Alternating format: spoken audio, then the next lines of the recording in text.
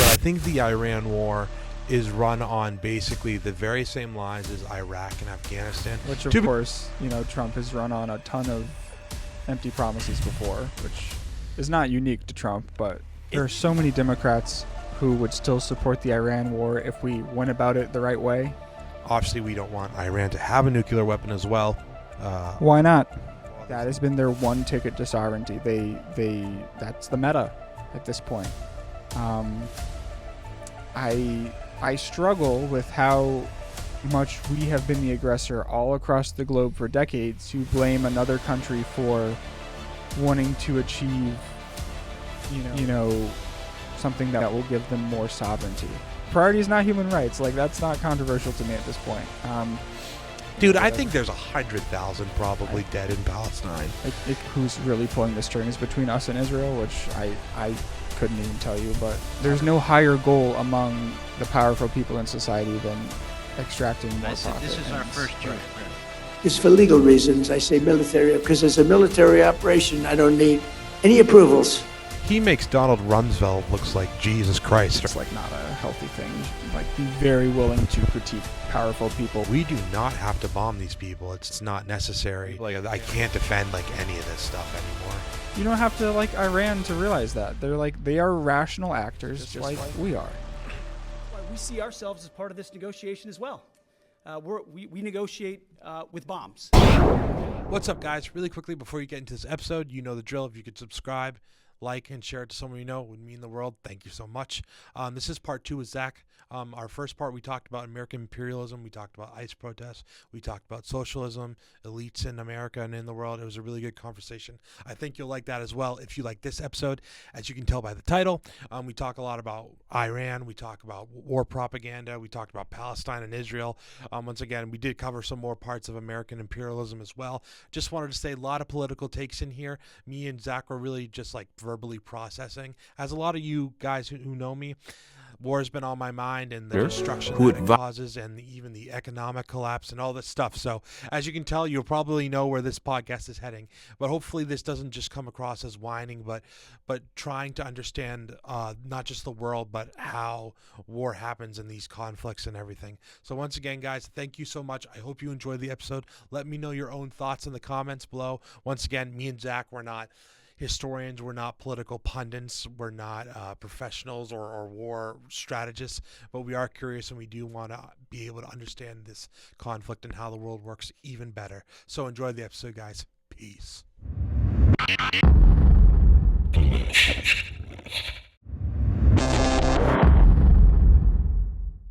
Zach, I think you're going to be my longest podcast ever. Technically, like it'll be. Dan? It's part 2, so we didn't do. We got to differentiate. Yeah, I think we did 2 when we did our first Epstein. Nice hat. When we did our Epstein breakdown, I think it was 2 hours and then an hour 45. So I don't think we'll do that much longer on the Iran war. But we'll see. If we're going for the high score, then I might get competitive. Yeah. All right, let's go, dude. Let's make it happen. There's a lot to talk about. But like I said, this one will be cool because we'll have a lot of more links to react to. Yeah. And we'll just kind of go through there. So, yeah, this whole Iran war thing, man, it's very interesting because this is like the first war that's like that I feel like I've really paid attention to. And once again, I want to be clear, like, I don't think like I'm an anti-war. Oh, that's just like the plumbers working on stuff. Like, I'm not an anti-war libertarian, but when I listen to them, man, they just make so much sense. And I know that it comes across as like some of their takes were like, oh, you should never have war, you should never have violence. It's like, oh, that's cute. Like the non-aggression principle or whatever. Yeah, essentially. It's a decent ideal. Obviously ideals rarely can be put into practice and the way you want them to, but so hey, right before like things I wanted to mention too, it's like, so with the biggest reasons that I'll say, I think personally, is that I think the Iran war is run on basically the very same lines as Iraq and Afghanistan. To be clear, of course, guys, just 2 guys chopping it up. Once again, I'm not technically a I'm not a head of state. I'm not a politician. I'm not, a foreign policy expert or, a military advisor. But it seems like it just you can't really get away from it. I feel like I have times where I feel like I can't pull myself away from the news. But I just see the Iran stuff everywhere, and really with this stuff going on, man, like I really believe in like a lot of the liberal democratic talking points from like, yeah, this makes no sense, and it's very, I just feel like the lies are just, there's just like constant. Not only is I think the Trump administration incredibly corrupt, but I think it's very, and me saying that, like, I feel a lot of, once again, I mentioned this in the last podcast, I'm willing to take it on the cheek where it's like, well, this is what you voted for and whatever. I think that's very true. But it's not, though. He ran a very anti-war campaign. Yeah. Which, of course, Trump has run on a ton of empty promises before, which is not unique to Trump, but... Isn't it kind of pretty obvious, though, that he's, like, going back on everything? I guess everything is being too hyperbolic, so I guess we can just start with this. So I was just curious, like, so who, like, out of, like, independents, Republicans, and Democrats, like, what are the stats for who supports which? So just currently right now, what's the date today? Like March 28th? Yeah. Something like that. So that's when we're recording this, guys. So if there's any crazy other new news that pops out, because this probably podcast won't be out till probably mid-April or so. I'll try to bust it out, but it's got, like I said, I've got like 4 hours we're probably going to work with. Not quite 4. But so 86% of Republicans support the war. Anywhere between like high 80s to like 92, 93% of Democrats oppose it, and 64% of independents oppose it. So my maybe sheltered, naive perspective is that like America's kind of like 3 different things. It's like, or the political parties are into like 3 different categories: the undecided, or the independents, and then Republicans and Democrats. Do you have any thoughts on that before? I mean, like we touched on in part 1, there are so many Democrats who would still support the Iran war if we went about it the right way. So when you have... What does that mean, though? Just like getting a declaration of war, or like having more of a pretext to go after them. Or going through Congress? Yeah. I don't know. There's just a lot of still very establishment, like imperial forces on the Democratic side that I think gets underplayed just because... Isn't Chuck Schumer like... Oh, supporting yeah. it? Yeah. I I'm mean, pretty but sure. they all have to do lip service to like bash Trump, but Yeah, but it's then, almost the perfect scenario for all these establishment people, because Trump can be the scapegoat. He can be like the sin eater for all of the negative publicity and like how much this war is not going how they thought it would, which that's a whole nother conversation. But they could kind of just pin it on Trump when he's kind of been such a lightning rod for so many other things. And then, once Trump is out of office, then they're not going to have to be as accountable as I think they should be for how this is happening. Who was it? I think I don't want to just say the easy thing and be like, oh, it's probably Thomas Massey, but I thought he said something recently where he was mentioning, is like, let's have a record of who's really like into this war happening, so people can't, politicians can't, who are for it, like Right. they don't get an easy out, and It can't be like a voice vote or something. or you can't flip flop like that and be. Yeah. And like I said, we're going to cover some of the people that have egregiously just spun their opinions just because of the war party and whatever, and a couple people that I've really respected for a long time. So once again, from my not narrow perspective, but from my honest perspective, when I look at the Iran war and everything they're talking about, it's the, Iran is enriching uranium at, I think it's 60-something%, which is basically like the similar amounts to make, a nuclear weapon. Obviously we don't want Iran to have a nuclear weapon as well. And then, why not? well, so this is the question, right? Do you want to have an Islamic State that is that can, that's already funding Hamas and Hezbollah in Lebanon, and the the country that chants "Death to America," "Death to Israel," "Death to the West." Well, I think, from my perspective, it comes down to the question of sovereignty. Go with that, please. If Iran is a sovereign nation, and for the record, like, Iran has indicated very little outside of maybe rhetoric, like actual intent to be an aggressor in any conflict, which is like, that'll probably break some brains in an American context, but it's really, I don't know. You look at North Korea, they got their nuke, and that has been, Nobody touches them. Nobody bothers them. that has been their one ticket to sovereignty. They that's the meta at this point. I struggle with how much we have been the aggressor all across the globe for decades to blame another country for wanting to achieve,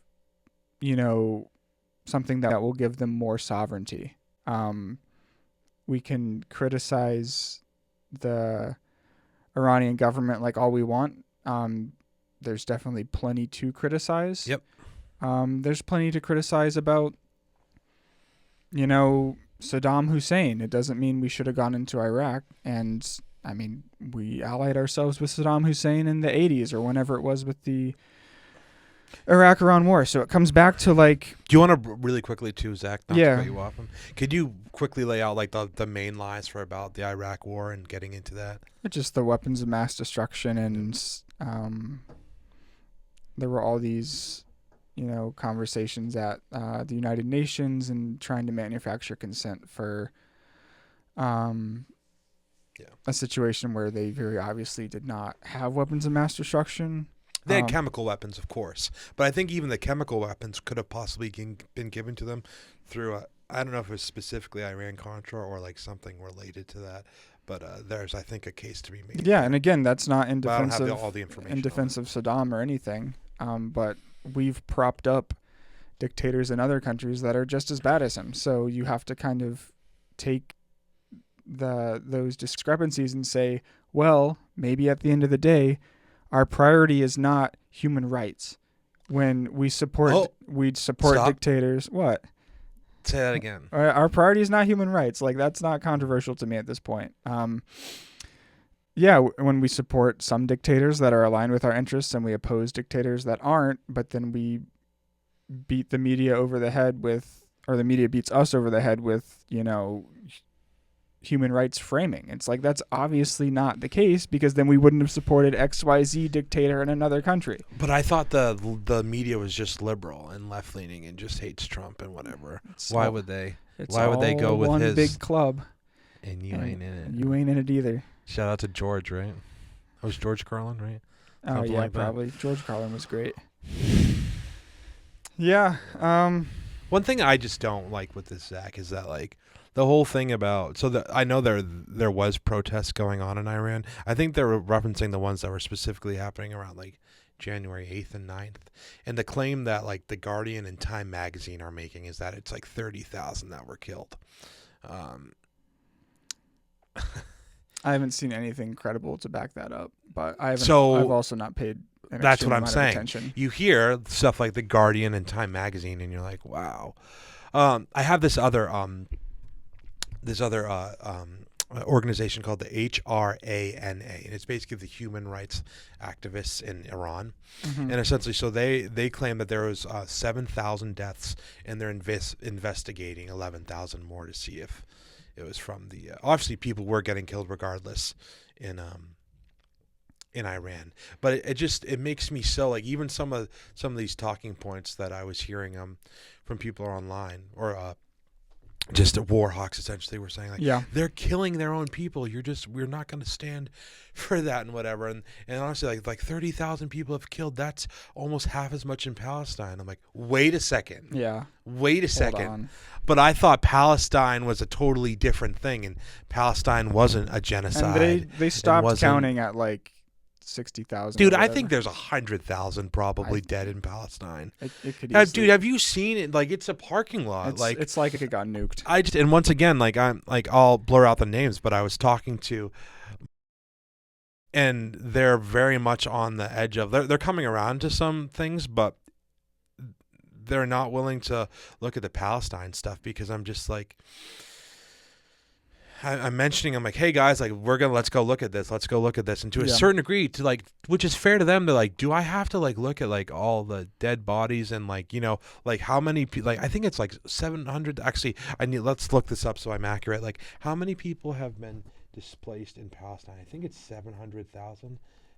And there's barely any infrastructure left. Displaced in Palestine. Whoa. I mean, millions. The right? total displaced, it says 1.9 to 2 million people. Yeah. For Gaza. Wow. And they won't let the aid in. I mean, I know we're trying to focus on Iran here, but they're aren't. Can you explain how this is like kind of going to be tied in though? Well, I think to me, like, Palestine is the ultimate litmus test for just. I think I saw a tweet once, and it was talking about Palestine being the check coming due for a lot of the evil we've created in the world through our imperialism. And it's just really an undeniably, just the level of atrocity is undeniable. The level of civilian targeting.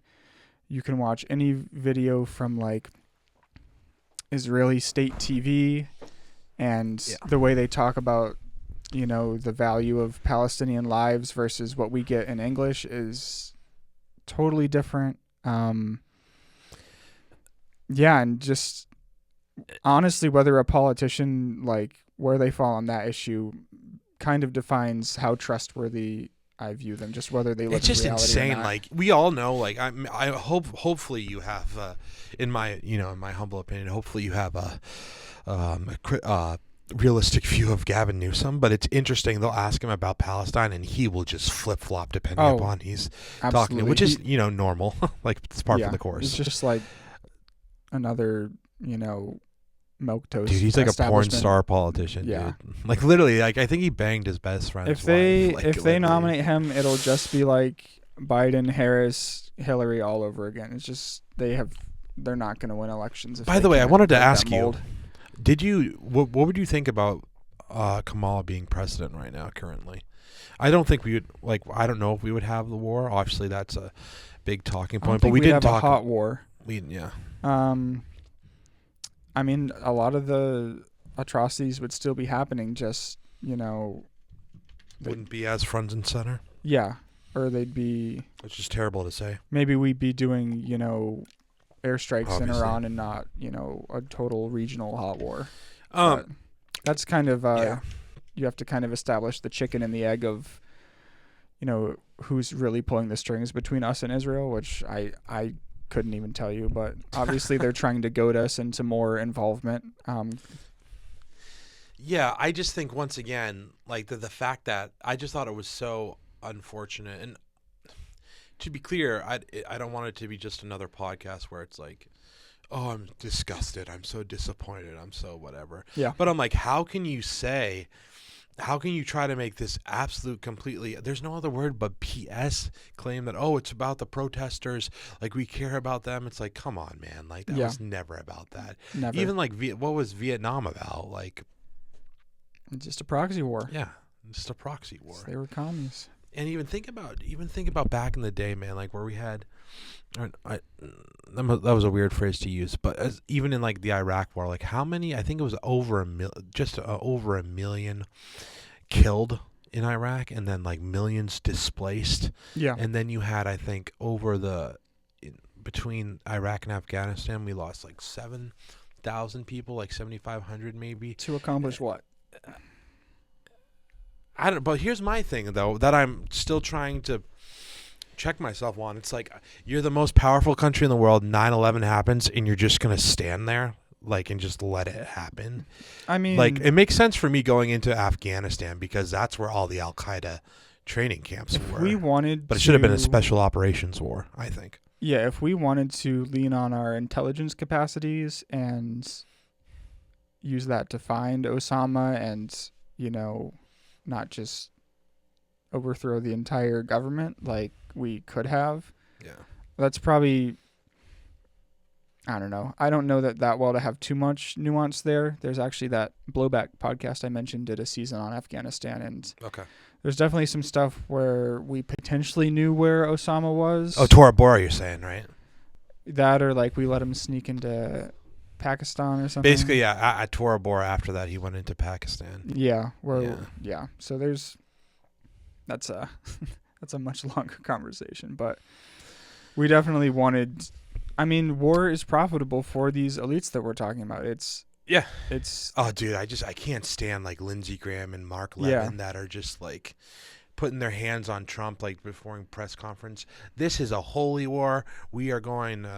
We are going to.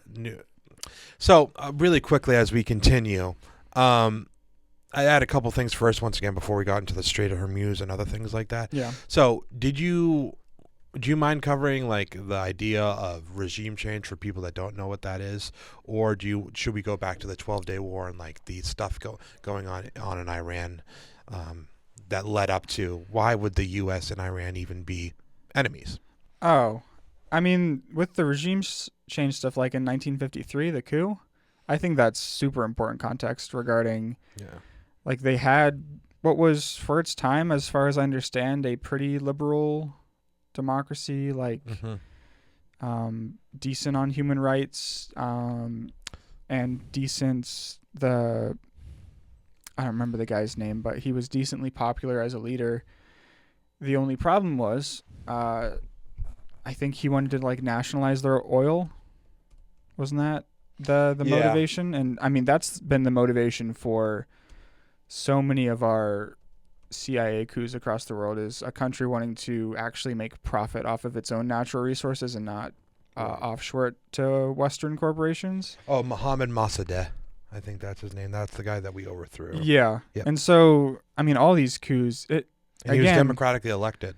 Again, which it all comes back to like the economics and who's profiting from it. And I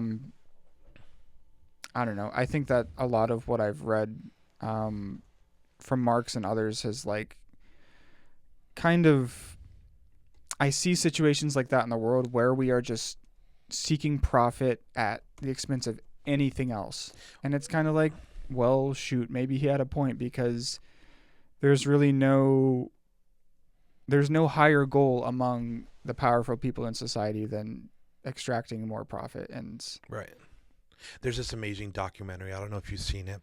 I know, to be very clear, like, once again, I would never I'm not a know-it-all. I'm just some guy, and I'm confused about stuff. And I want to understand, like, how can I understand, basically, without, and to be fair, now I'm kind of, again, like I said, I think I said something pretty aggressive earlier, so people know where my bias is coming from. But once again, like, I was very much, like, I thought, like, a couple of my main reasons, like I said, when I voted for Trump in 2024, is that I'm like, oh, he said he's going to end the war in Ukraine and Palestine, and then, like, I was leaning towards that, because, like, around, like, like I said, probably, like, 2022, 23, I'm like, oh, he's really not the Christian person that he says he is. He's an a-hole, like, playboy dude, whatever. And at the time, I pushed away the Epstein Files thing for the longest time, because I'm like, I'm just, once again, I didn't think it was necessary. But it's very,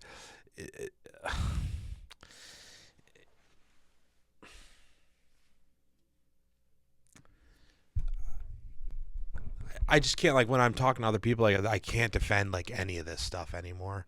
you shouldn't, And it just shouldn't yeah. feel a drive to. If it's Like, something that conflicts with your morals, then it's not team sports. Like, a lot of people treat It's it like not it is. team sports. A lot of people treat it like it is, but you should feel very free to adjust accordingly and not. I feel like so many people get parasocial with celebrities and politicians, and that's just like not a healthy thing. You should, like, be very willing to critique powerful people when they're not Absolutely doing the right thing. Isn't it just so funny though? Because the whole idea is like, this is not regime change. We're not going to have boots on the ground. We're not going to do any of this stuff. And then like it just turns out, no, we already have sent at least 5,000 Marines over there. I remember we were sending all our ships over there last time. Yeah. When the 12-day war was originally happening, I'm like, we do not have to bomb these people. It's not necessary. And now to a certain degree, which I like, for people that won't agree with us or whatever, like I think it is fair from their perspective, where like, I don't think Iran should have a nuclear weapon. I'm like, I see from your perspective how you think that, but we can't. But we're looking at it from the bias of all the Muslims are bad. And once again, the Iranian and like regime as soon as people talk about it, like as soon as they got a nuke, they would be going straight for New York City. Absolutely not. They couldn't. I don't think they would have enough to reach New York City. Even if they anyways. could, even if they had a rocket to put it on, or ICBM or whatever, they would adopt the same posture that North Korea has. It's just having deterrence that preserves their sovereignty. And it's like, you don't have to like Iran to realize that. They are rational actors just like we are. Yeah. And we get all this propaganda about like radical Islam and the death to America stuff, and arguably we are acting more radically and less rationally than they are. Oh, absolutely. Here's one thing too, Zach, once again, to push back though. I don't know if the leadership in Iran is rational, but I do think like they are calculated. Like this is obviously, it's so clear now. Like I said, we'll have other things coming up where even like Trump is claiming that, we're making talks, we're making a deal, and Iran's like, we're making no talks at all. Right now, like I said, we go and we kill the head Muslim leader, the Ayatollah, and then we go put his son in his place, and now we're like, reports are saying the Khomeini's son is gay or whatever. It's like, how stupid do you think people are? It just doesn't even make. Not obviously that's a super side, just like dumb issue and stuff. But it's made me, like I said, a couple years ago with some of the Fox News stuff where like they couldn't ever call out their own side. Where I'm like, oh, you're just a cuck though. So like you might have some things that you stand for that I like inherently agree with, but like you can't ever say like you're really just along for the ride. You don't actually have an opinion you can really go for. I mean, that's you the just have case a playbook. you could say that about the New York Times too, and they get a much better reputation than Fox News. It's just it's all stuff getting laundered in certain ways to certain audiences. And once again, I don't want to sound like arrogant or whatever, but it seems like the intelligent perspective is to look about how Iran looks at this whole war and whatever, and their history with America. Like, what if like Iran overthrew an American president at one point and tried to put in their own like puppet essentially that does whatever the U.S. wants, like clandestinely, or even like Venezuela. Like we would never stand for something that was 1/10 of the aggression that happened to a head of state. It's absolutely insane, dude. I had a link for this, Zach, that I was going to show you last podcast. This was a video, Zach, of them literally parading Maduro through. Yeah. Is this real, Zach? Yeah, it was all optics, as far as I know. I'm trying to score political points off of it. It doesn't help when Maduro's like over 6 foot tall, so they have to like be careful about what photos get taken. The USA chants, man, is just cattle. Like people who think that way. It's like if you can't separate just because it happens to them, and we can make that happen to them because we're more powerful, and not flip around is that like a moral thing or the right thing to be doing in the first place? Is like, do we want a world where heads of state and like destabilization happens at the drop of a hat? It's like, think a little bit more. I had this thing where I put the link. I put Venezuela Jack Ryan. I think this is like. Oh God. This is a speech from. Definitely Russia. Who else? China. Stop yelling at me, but China is a good answer. Venezuela? Anybody? Everybody's cool with Venezuela? No threat? Okay. Which one of these places this show is have the largest oil deposit propaganda in the more than Saudi, more than Iran? Wow. To such a crazy degree. More than all the mines in Africa combined? Venezuela is arguably the single greatest resource of oil and minerals on the planet. So, why is this country in the midst of one of the greatest humanitarian crises in modern history? On the news, they'll call it a crisis. But on the world stage, they'll call it a failed state. Other examples of a failed state in recent history are Yemen, Iraq, and Syria. And if that's not bad enough news for you, well, Venezuela is also the only one of these places within 30-minute range from the U.S. of next-gen nuclear missiles. Look at that You will not fear-mongering. hear about any of Isn't that this on the crazy? news, because the biggest players on the world stage, So you People eat this up. China. It's wild. Yeah. And so we were obviously we're still talking about Iran, but just briefly on the Venezuela, I mentioned this I think last podcast where I was saying that with was it with Venezuela or hold on, I'm losing my train of thought. What was I just talking about? Just with Venezuela, how you can just come in, like take out a dictator, and then it's like, okay, so what actually changed in Venezuela? Like, do we have power over all the oil now? Because my very narrow perspective of like oil and whatever is that China gets its oil from like Iran and Venezuela primarily. We just stole a bunch of gold bars from them like we did in Iraq. Yeah. Like that was just a day or two ago, I think. So, I mean, again, it's all about the resources. And, you know, we don't really do as much hot war, like in a colonial sense where a country would go in and just like physically have the army there and take over every aspect of the society. But we are still very invested in the same end goal, which is taking their raw materials and making it profitable for us and not for them. We just do it in a more like insidious way now. Yeah. In the when I was reading the Devil's Chessboard, I wrote down this quote actually, which I thought was kind of applied. It's from this guy C. Wright Mills. For the first time in American history, men in authority are talking about an emergency without a foreseeable end. Such men as these are crackpot realists.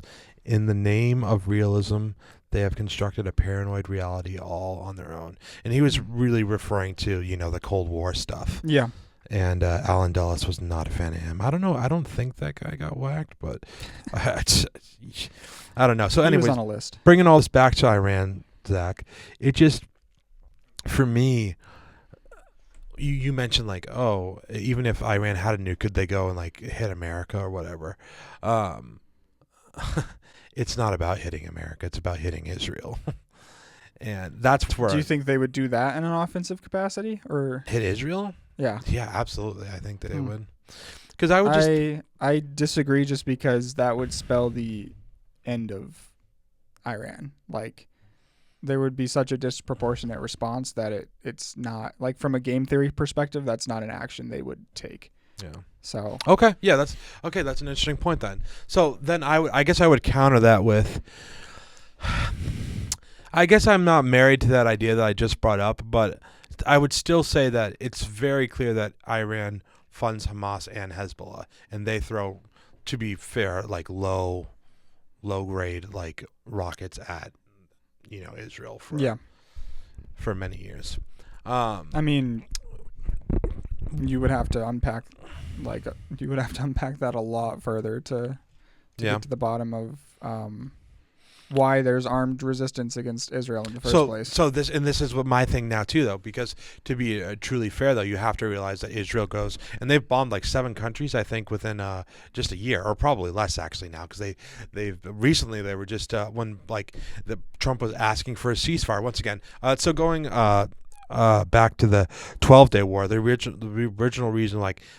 There was, tensions were heating up like last July, I think it was. Yeah. Around July 4th, I thought, sometime around there, or sometime in June, and so the U.S. had made last year like 5 or 6 different times when they were meeting up with the Iranians, which also too now it's kind of weird. Like the main dudes that are doing the peace talks is Jared Kushner and Steve Witkoff.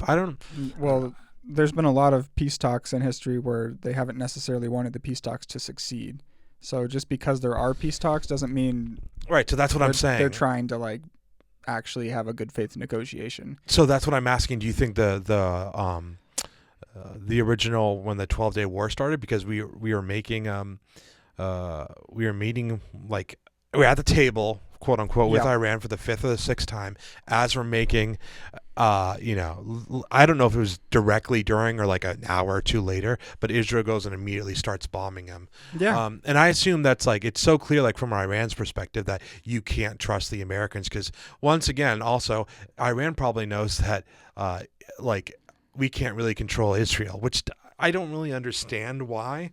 That could be a hyperbolic position, but that's kind of where I'm starting to lean towards. Yeah, I think, I don't know. It's And I have a link about that we'll it pull up soon.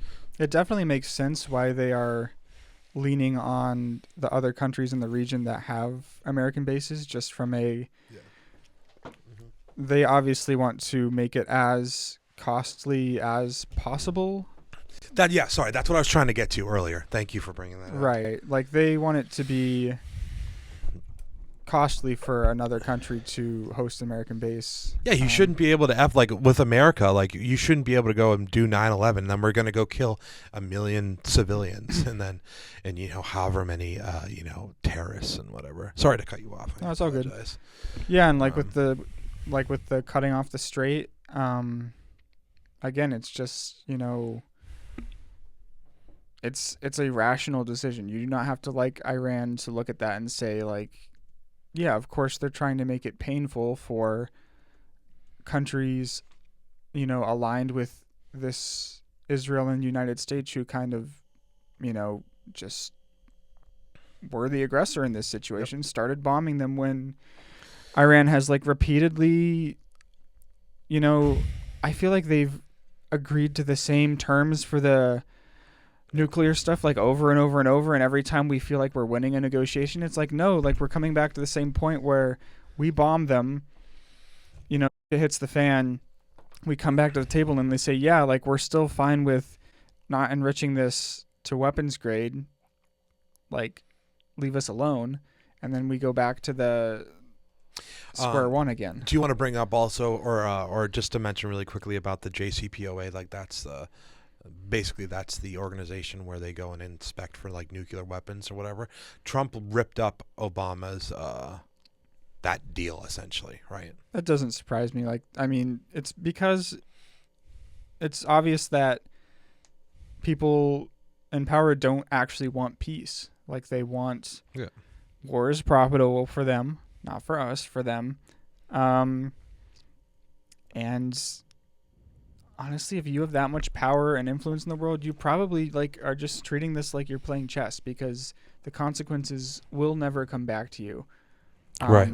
And so it's probably just some sort of derangement that comes with being that powerful. Like, I don't know how your human psyche could survive having that much, you know, ability to control the outcomes of millions of lives like that. Yeah, and here's where I'm starting to really see like my I guess perspective and political leaning shift, where I'm like I said, I'm not fully with you in the sense of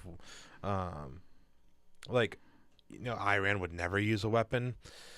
I get that, but at the same time with this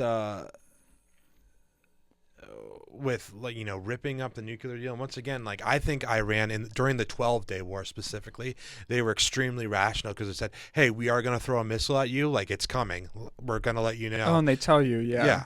It's like, that optics. seems like extremely calculated and whatever, because I don't know. Yeah, no, everyone's in on the game at that point, because it's just a matter of, we need to retaliate for optics, and here's how we're going to do it, so that way we don't, because they don't, in that case, they don't want it to escalate and spiral, so they're not going to hit a base with people on it unprompted, and because if you have casualties, obviously that's much more serious than, you know, you damage a building. Right. So, and we're going to get into certain buildings that have been hit lately as well.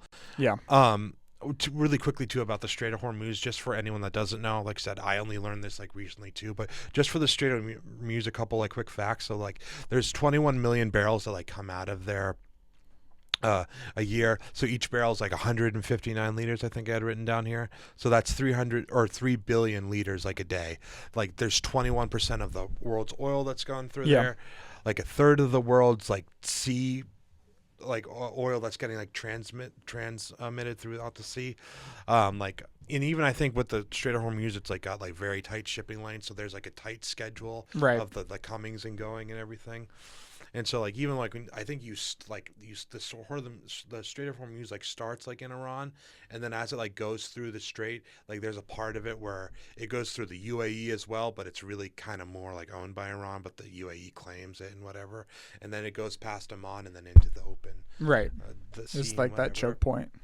I think also too, like learning from this stuff as well, is that like there's a lot of even now like all the U.S. bases that are getting hit in like Bahrain and what else, Kuwait and Qatar, even hotels that are housing U.S. troops, that is a crazy development because we were talking about when they were just throwing a few missiles at each other back and forth just for optics. That is like we're in a totally different. We're just throwing missiles around, like. Yeah.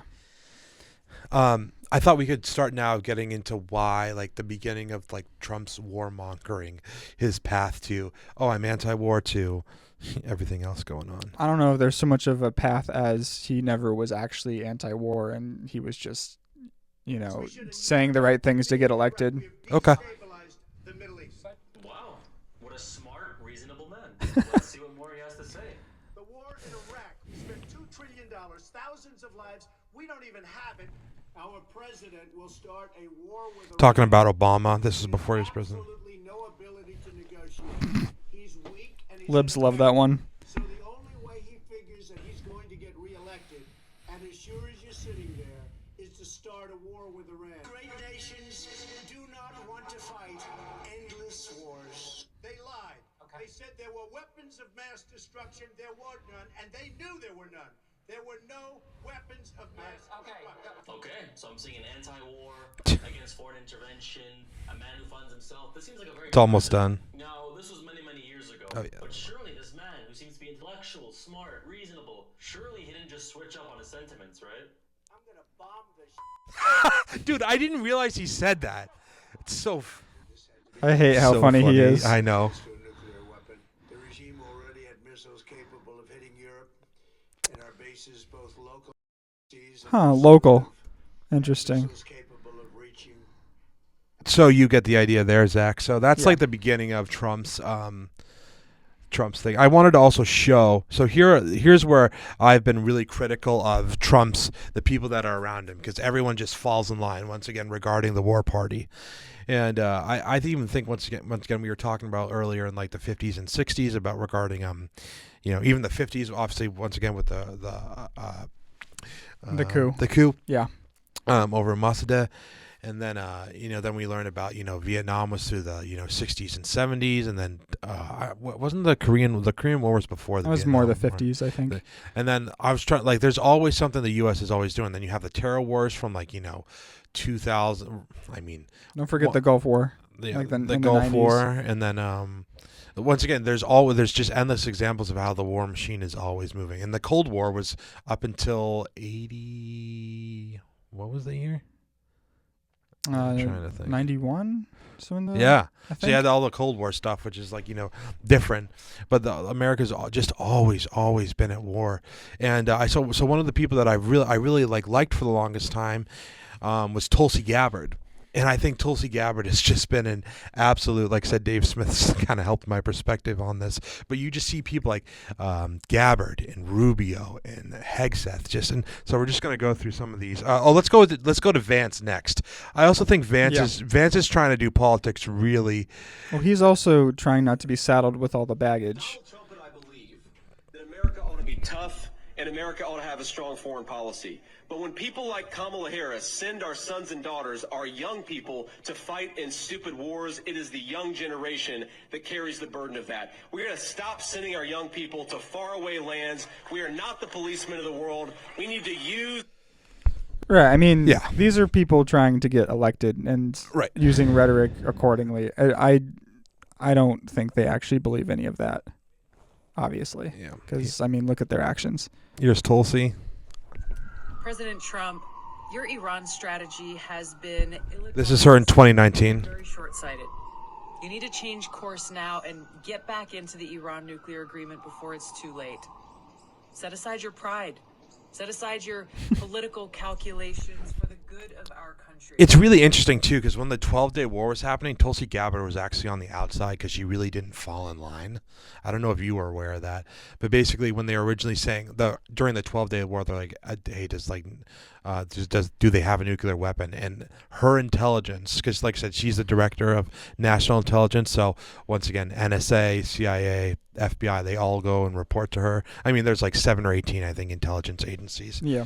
I have a couple other videos of her getting pressed and stuff as well.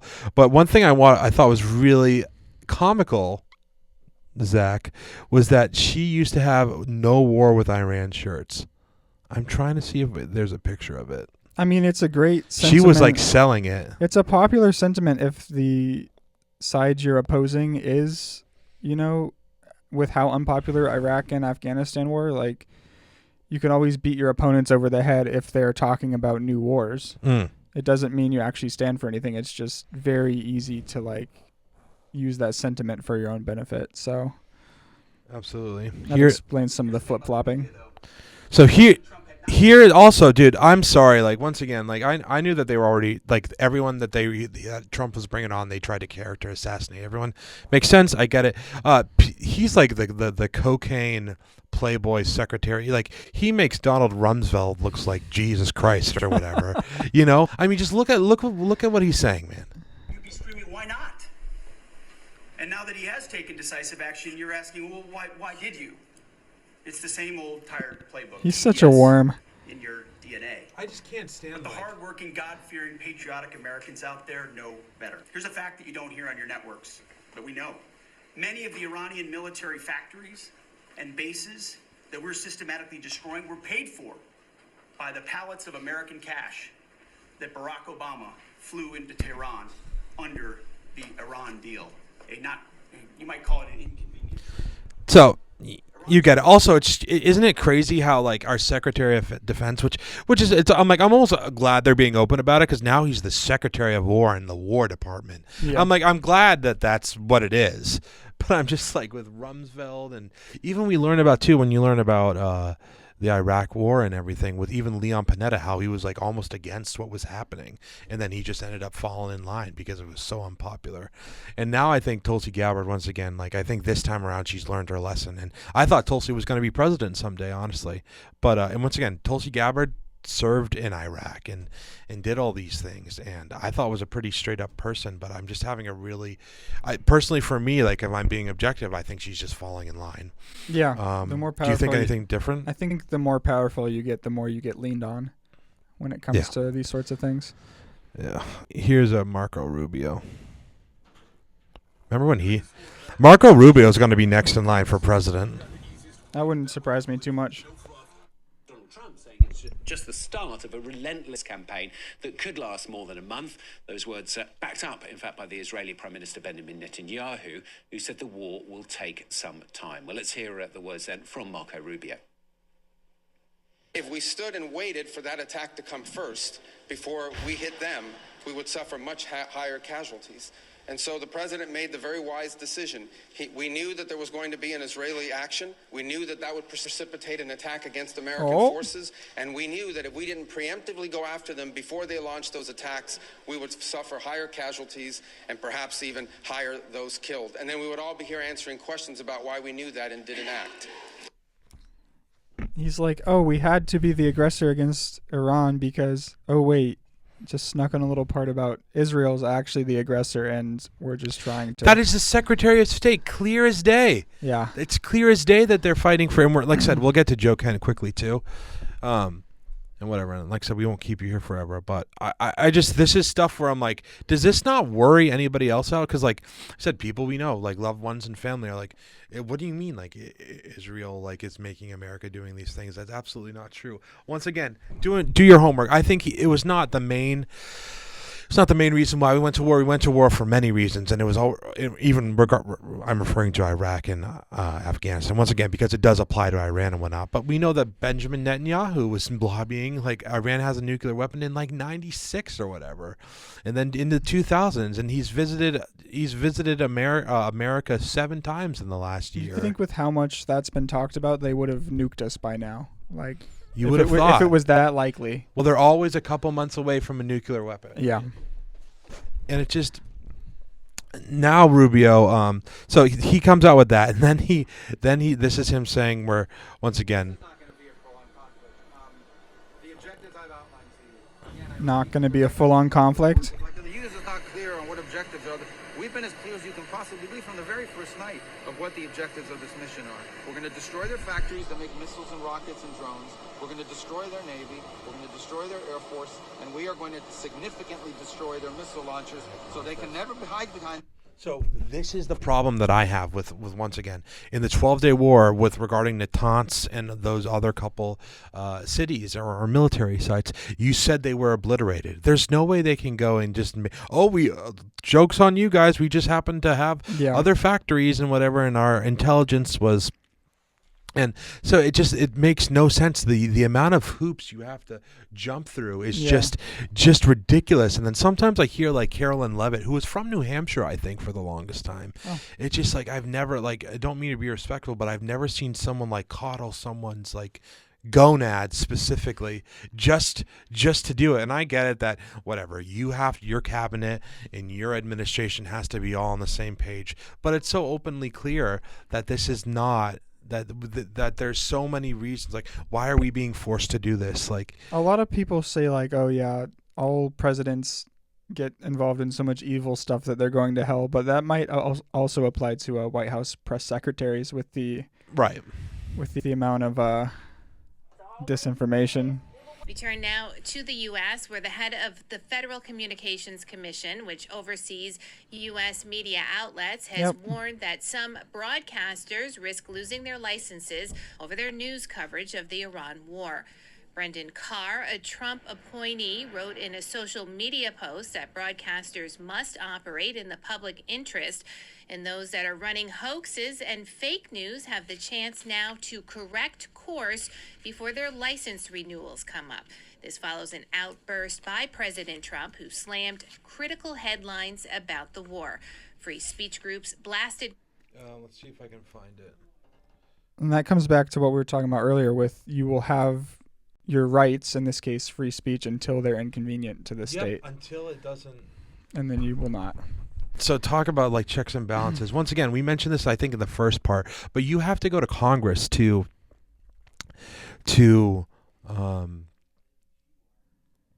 even go to war. And this was just a very, very recent. I mean, they punted on that in what, like the 70s or 80s? Yeah. And I mean, if you're talking about like the separation of powers, Congress losing that in their ballpark as like the legislative branch, like they've not had a lot of power when it comes to all three branches. They're, I would say, the least amount of power, and that's probably where that started. Mm. And it with all this stuff going on too, like I had this link of Trump talking about he was talking about something in regards to where was it? Here we go. He literally addresses like, hey, we're not going to call this war. I want to deflect from all of the tremendous success that we're having in this military operation. I won't use the word war because they say if you use the word war, that's maybe not a good thing to do. They don't like the word. Dude. Like, at least he just says it. That's crazy. This is the thing too, man. It's like, what do you think about this, Zach? Like, I don't like having our presidents be like 70, 80 years old. You're gone in 5 years. You're gone in 10 years. Like, what about like the repercussions that we're going to have? That's the whole thing we went to with like, we've learned about like, are we really going to act like we can just F around in the Middle East like this and like another 9/11 isn't going to happen? Like, it's going to happen. Or a false flag. Not out of the There question. was this pathetic story that came out two weeks ago that the FBI was warning like the coast of like California about like an Iran drone attack, and it's like, okay, that's probably possible. We had but some it's drones like disappear so from funny. a military base, which with the amount of security they have, like that doesn't just happen. That had to have been an inside job. What do you think about the drones thing that was happening like right before the 12 day war? You remember that? Like it was in like familiar. April, May. Yeah, there was like drones and like all up on the East Coast through like Virginia and like Pennsylvania and all these places. It was insane, man. And here's the points where, you know, they have this right now, this 15-point peace plan, basically. And it's like, it's even like kind of almost remiss kind of whether the you know, the Palestine-Israel, or will they'll have ceasefires or whatever for like a day or two, and then someone will just break it and the other side will be like, oh, well, I mean, if you're looking at the current ceasefire, it's been almost entirely one-sided. Yeah, because Israel's bombing Lebanon. There's just been a ton of people that have just been killed. Or like a peace plan Lebanon. like or I don't want to say Trump because he's a symptom of a larger problem, but his peace plan for Palestine is like still We're gonna make it a a resort. horrible outcome for Palestinians. Yeah. So just because there's peace doesn't mean there's justice, you know? Right. And that's the issue, isn't it, man? Right. Here's I wrote this down as exposing propaganda on Piers Morgan or Iran war. Sanctions, there would be no protest today. But what about the appalling human rights record of this Iranian regime? This is going back to the regime and stuff that we were talking about. They treat their people. I'm just telling you, I think that how they treat their people is playing a small part in causing these uprisings today. I agree that the regime under Khomeini is repressive. My view is that's the Iranians' business. Cook. It's not your business or my business to go in to Iran and rearrange the politics of Iran. I believe in sovereignty. I don't like the idea of countries coming into the United States and interfering in our politics, and I'm sure you as a Brit don't want other countries interfering in British politics. But the idea that a country like Iran, which is no threat to the United States, or a country like Venezuela, which is no threat Iran is to the no United threat to the United States. See, he's right on it with Well, maybe because the Ayatollah has repeatedly threatened the United States publicly. How? Yeah. There's no credible threat from Iran, like in a military, legitimate front, right? yeah. And he's just right on it with jumping down his throat over that comment, which is right, just crazy. And I thought Piers is like somewhat like he does all right. He does okay, but I don't like him, but the bar's pretty low, so I know, agree. right? So have you ever heard of this guy John Kiriakou, dude? Is he the CIA guy on the okay with the edits? Yeah. Dude, okay. So I have to mention this. There's this podcast. He's one of my favorites. This guy, Julian Dory, who this guy, and there's a couple podcasts that brought this dude up, but he was the guy that basically exposed the torture memos back in 9/11, after 9/11 or whatever. Yeah. And basically went to jail for it. So he's been like, he's left the CIA for a while like now. Like a Snowden sort of deal. Yes, but his takes, man. So he claims specifically about we were talking about the 12-day war and whatever. Yeah. This is just I think this is an extremely credible source, in this way. Decided to bomb Iran was that the Israelis said, if you don't bomb Iran to take out these deep bunkers, we're going to use nuclear weapons. And they had never threatened that before. And so Trump said, bombing Iran might actually save us from the start of World War III if it keeps the Israelis from using nuclear weapons. So according to your source, the Israelis told the President of the United States that if he did not use the United States military power to bomb the nuclear facilities in Iran, Israel, acting on its own, would use nuclear weapons. Yeah. Do you see why there's a problem with that statement, John? Yeah. Because crazy, huh? Admitted that they've had them. That's right. So you're telling me that they So you get the the nukes that don't exist.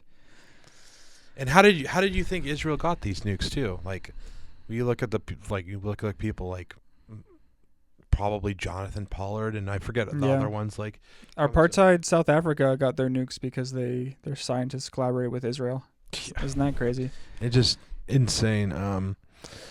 This was like I said, we got a couple more links and we'll wrap up. And once again, I'm thankful, so thankful for your time, man. Yeah, it's been good. This is Alex Jones making a. Trump's kind of teeing himself up for that. No, I'm serious. I said when they tried to kill him in Butler, I said, I bet they blame Iran. 2 days later, they blamed Iran. Nobody bought it. Then Trump bought into it. He goes, oh, if I get killed, destroy Iran.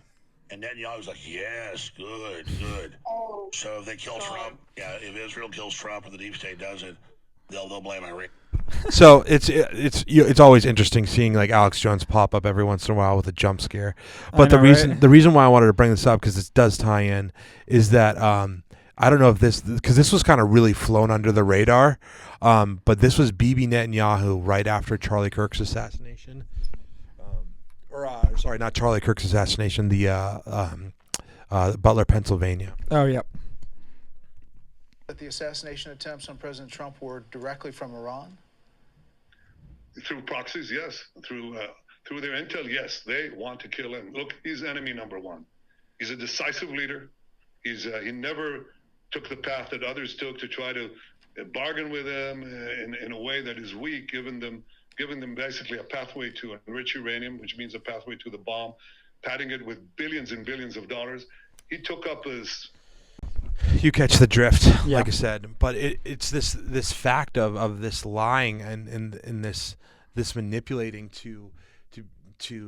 and now it's actually interesting. The FBI did, I remember Joe Kent was saying, we'll probably end on him, but he's one of the basically the counterintelligence chiefs that resigned, or counterterrorism, I should say, not the same thing, I guess. I misspoke there. But it goes to show you, man, that like this is not about, and like I said, we maybe for another time or with other guests that'll have coming on, is like to understand like to be fair, Israel itself, the modern state of Israel is not the Israel of the Bible times. Obviously, yeah. You have to be super clear, and you got to do all the necessary PSAs about but it's so abundantly clear to me that currently, right now, the U.S. and the Israeli relationship, it's not healthy, and there's this big religious undertone that we have to support everything they do, and we have to, everyone has their AIPAC handler. It's true, man. It's about between 80 to 90% of all American, or out of the 500, I think it's around 500 congressmen, right, in 538. Yeah, something like that. Yeah. 80 to 90% of them have an AIPAC handler, and we don't let any other country lobby like they do. They don't have to register under was it FARA or something? Yep, foreign agents and everything. Yeah, and it makes me scared, like almost scared in a way, Zach, because then I see this stuff, like even where this was Charlie Kirk talking about Iran. He visited Trump many times. Where's the sound here? Top left. On one side is the Lindsey Graham, John Bolton types, where they are actively calling for regime change. Here is Lindsey Graham. And this is just lunacy. He's this kind of analysis is not helpful. This kind of approach, this kind of argument, it has nothing to do with nuclear weapons at this point. This is now that we want to go all in and take out the regime. It's time for us to close the chapter on the Iranian Ayatollah and his henchmen and start a new chapter in the Middle East. So this was, once again, this is Charlie talking like just a couple of days before his death. To be very clear, I'm not saying one thing led to another, but I'm saying even Charlie, who was outspoken against the Iran war, eventually fell in line, because he was one of the people that got to, once again, Joe Kent, even with his conversation that he had with Tucker, was saying how right before, like a couple of weeks before his death, he's like, Charlie said to Joe Kent, he's like, who was still, the counterterrorism or chief at the time, like, hey, don't get us into our war with Iran. And it just goes to show you that this war party, man, like presidents have been killed through stuff like this, and it's just heavy things. Yeah, and it doesn't make any normal person's life better. Yeah. In any way. I heard this guy Scott Horton once say, like, first you have to debunk the lie about Iran having or having nuclear weapons or whatever, and then you have to debunk the lie that this is about nuclear weapons, which is what it's not about. Yeah, it's about projecting power, same as it always has been. Right, and it's not really about like what's going to happen right now, I think, personally. It's about what's going to happen 10, 20, 30, 40 years from now, And so I think even too, once again, I won't pull it up, but with Lindsey Graham specifically, we've mentioned him a couple times. He's this old fat senator, who's been part of like the Congress for the longest amount of time. He's always been banging the war drums. He's someone that he has no family members that have never gone to war. He has no sons or children himself. And it's always like, this is a holy war, this is a religious war, and it's just absolutely so nuts with that I feel like he has to be blackmailed.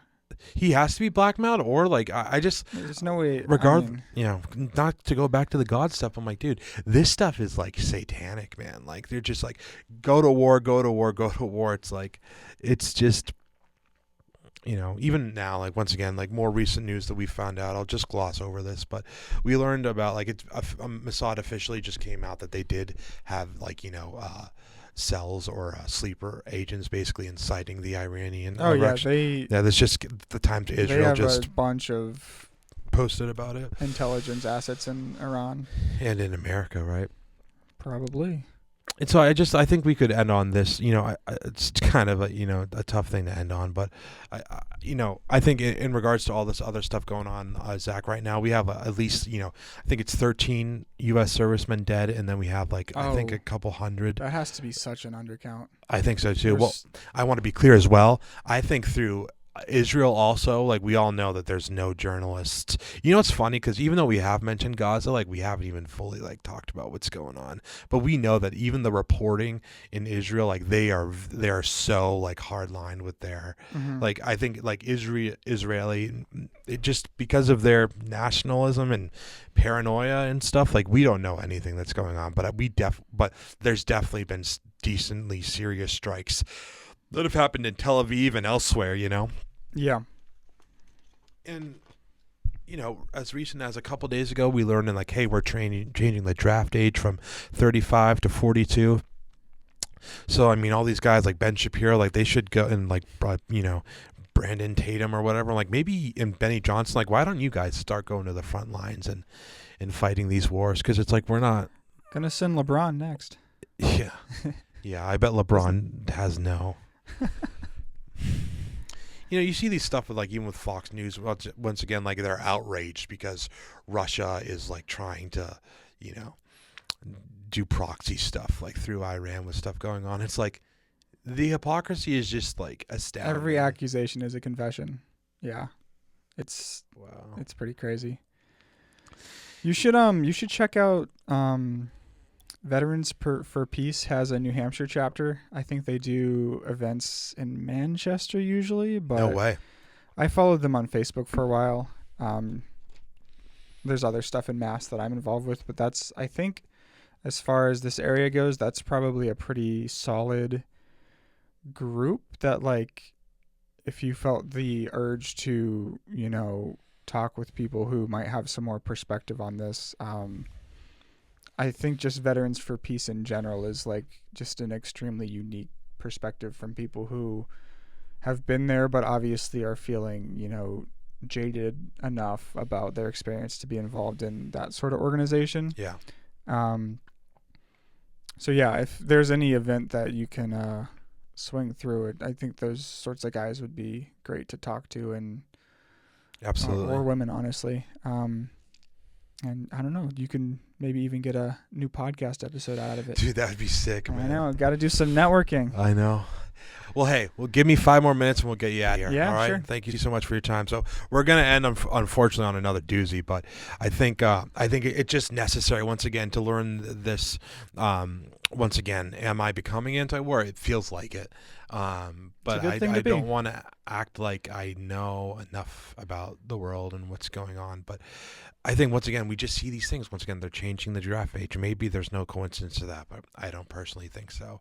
We learn about all the stuff going on with like anti-Semitism and making laws about it and all this stuff, and then trying to deplatform everyone. Like we see people kind of going crazy hard in the paint where Tucker, I'm like, dude, like you're going like so hard on this, man. Like I'm surprised that like, we're not going to try to find like, once Joe Kent comes out and has his, that's what we were going to talk about, but we don't have a ton of time. But basically, once again, the counterterrorism chief said he resigned because of he thinks personally that this is a war of aggression, a war of choice for Israel.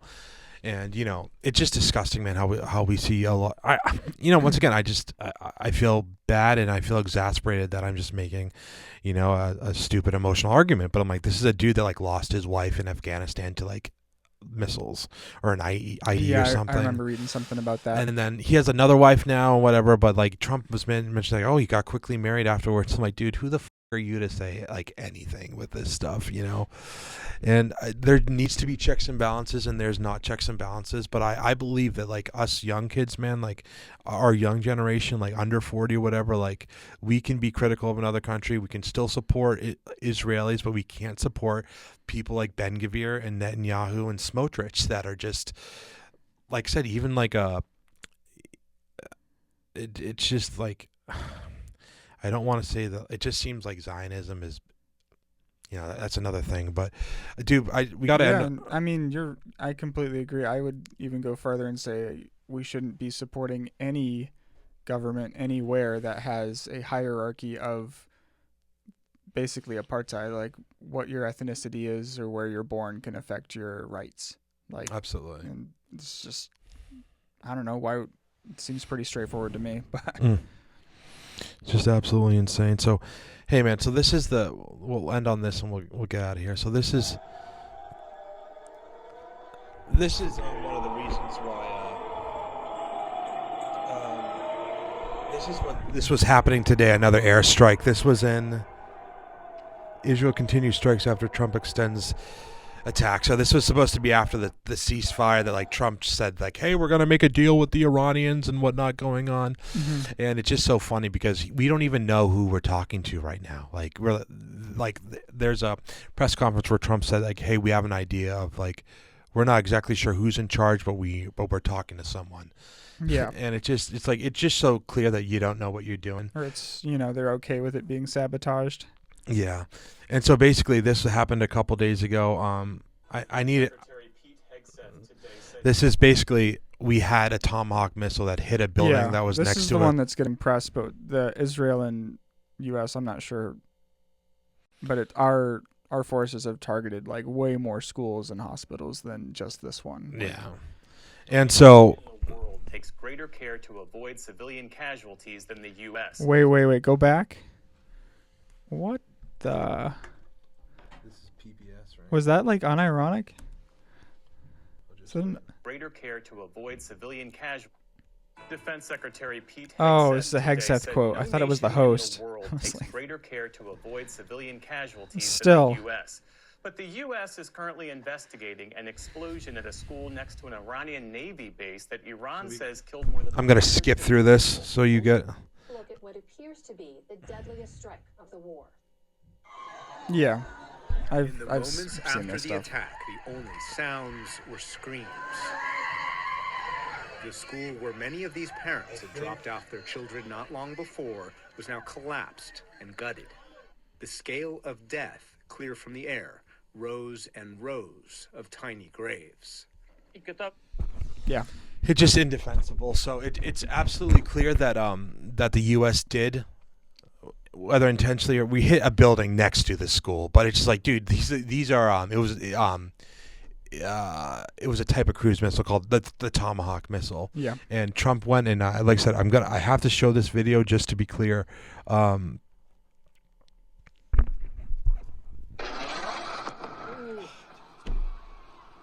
Will the U.S. accept any responsibility? Well, I haven't seen it, and I will say that the Tomahawk, which is one of the most powerful weapons around, is used by, is sold and used by countries. You know that. I mean, no one will ever be held accountable for that in any way that matters, unfortunately. I think if you're Gabbard, if you're Rubio, or resign in protest, and it's just, I think once again, like I have, we won't play it, but I have the link where Hegseth goes, we do not intentionally target civilians. It doesn't matter if you did it intentionally or not. Like that makes very little difference to me. It's like it happened, and someone should be held accountable, but no one will be. So yeah, and Hegseth was saying how Iran targets civilians. We don't do that, and so this is this last thing that he just said.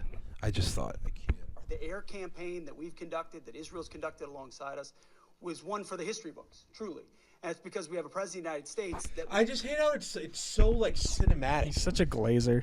It's it's so cinematic. Like, it is the greatest strike we've ever seen. Yeah. And it's like, you can still be what happened to the generals and the secretaries of defenses that would, like, shut up, and, like, if you would do these strikes, you wouldn't be, like, celebrating. And it's because he's a TV personality. To fight. He unties their hands to actually go out and close with and destroy the enemy as viciously as possible from moment one. And that's why we see ourselves as part of this negotiation as well. We negotiate with bombs. You have a choice. That's it. That's the summary in one sentence. We negotiate with bombs. God help us, man. I don't want... I was talking about with my pastor friend the other day about how I feel like God's left, like, America in the country. And I hope that's not true. I hope that there's some checks and balances, but dude, like, I mean, it's clear, like, obviously, you know, I would love to go and say, hey, this is just a distraction because of the files or other things. But this has been brewing for a long time, man. And it just, it's this hollow feeling, man, which, you know, I want to end the podcast on a good note, but it's just, you know, this is, I think Dave Smith wrapped it up best, and, like, we'll literally kill the podcast, but it's just, yeah. But I gotta say, I mean, it does seem to me to be just up there with the one of the most truly despicable things that I've ever seen a president do.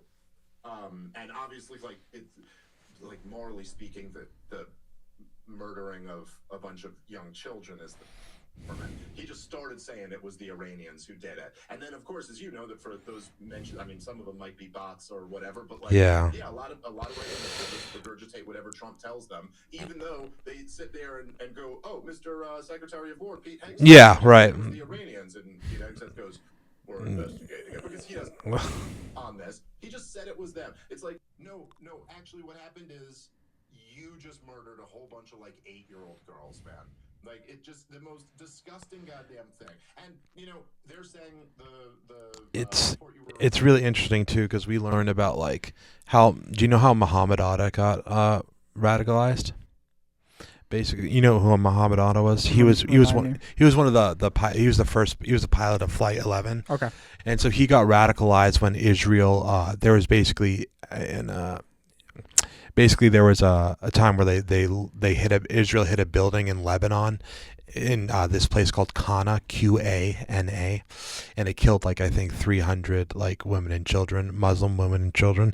And after that, he was that's what became him radicalized. So you know, the head of, like, this is just, it just creates more terrorism and more endless wars and whatever. So one tweet coming in off of that comment, just put it in your Facebook.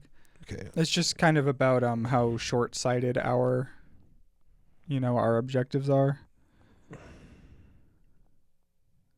Yeah, there it is. See if it'll blow it up. I think it will. You want to read it? You read it.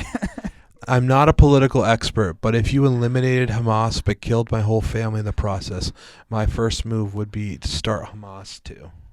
Yeah. It's like that's what we've been doing.